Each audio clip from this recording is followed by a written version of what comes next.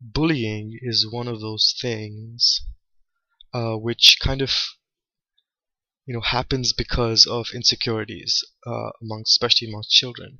Now, when you're young, if you have these insecurities, if you see someone else who is much more intelligent than you, smarter than you, has better ideas than you, better looking than you, or has like a more stable family life than you, or a nicer house, or a nice car, you tend to lash out as a bully against these people in a physical sort of way, because it's a way for you to regain control over the situation and over your own life. Because as a child, you kind of feel so helpless about your parents, about your family, about your general, the situation in which you were born.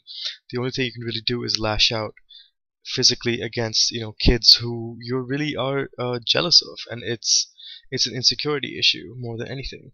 Now, as you get older, because you can't really go about beating people up because they have a nicer car, or they have a nice job, etc. You tend to direct that energy inward. So you tend to bully yourself.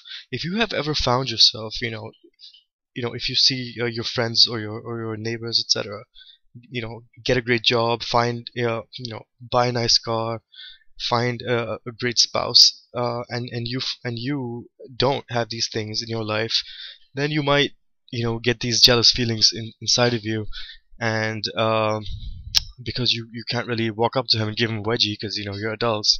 um, you tend to kind of direct that negative bullying energy inward. And what this video is going to be about is basically that self-bullying, which adults do. So kids bully each other, and adults bully themselves.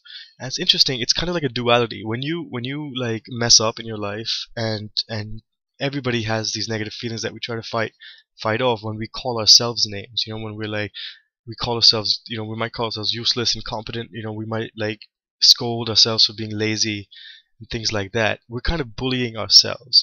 Coming back to the point, you tend to put a lot of pressure on yourself to kind of compete with other people. And this has a lot to do with bragging rights. Like it's about making somebody else. It's about like collecting as much shit as we can throughout our lives, just so we have the bragging rights to make other people feel bad about not being as good as us. So in this world, in this economic and social system that we have going on, we've kind of created these benchmarks of excellence, as it were.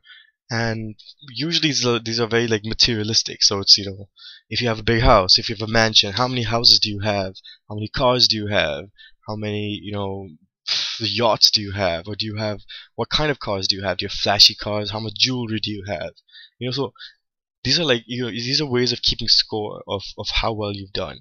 And you don't do it as much for yourself as you do it to show off to other people, as part of like bragging rights. People might say that they do these things for themselves.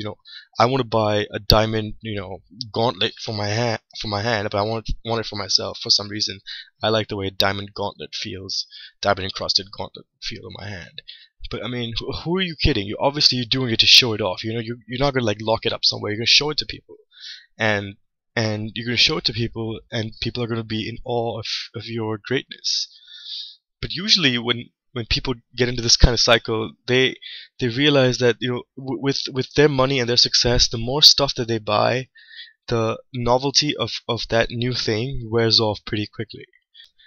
And we spend our entire lives battling ourselves, mostly trying to push ourselves to earn the bigger bucks, to get the better job, to make more money, and to buy these things to show off to other people, so that we can feel superior to them, and that makes us feel better about ourselves, but that makes them feel bad. So when you buy something new, you may feel good about it for like 2 weeks, but then when you show it off to somebody else, if they are playing the same giant game that you're playing, they're gonna feel pretty bad about it. They're gonna feel like they lost out.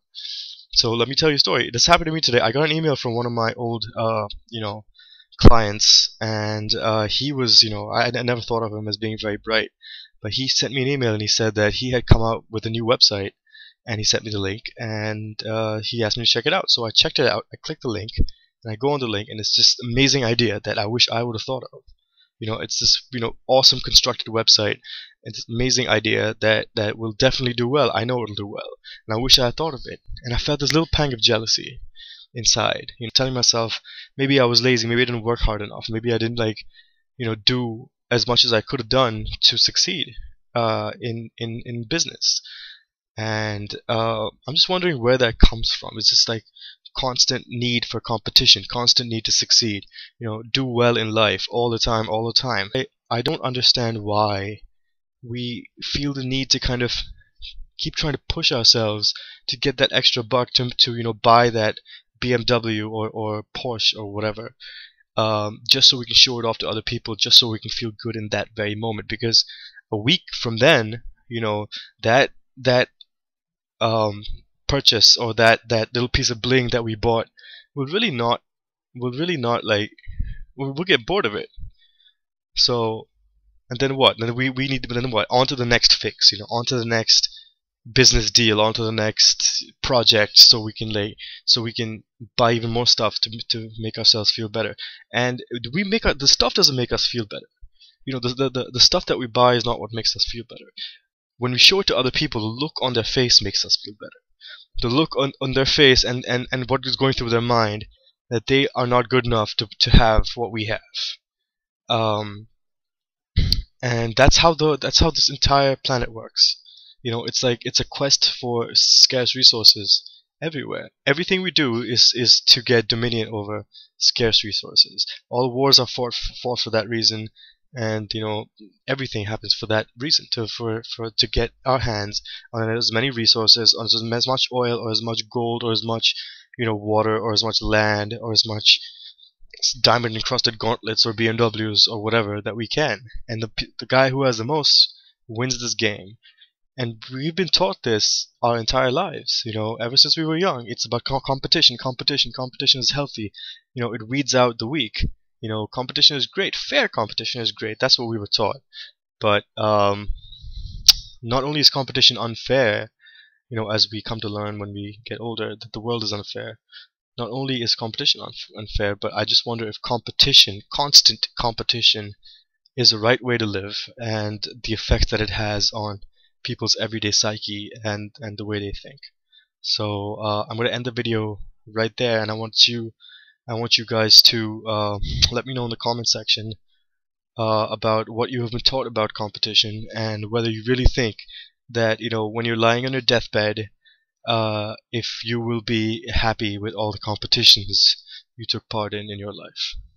So subscribe and comment and like, or what not like. So see you. Thanks. Bye.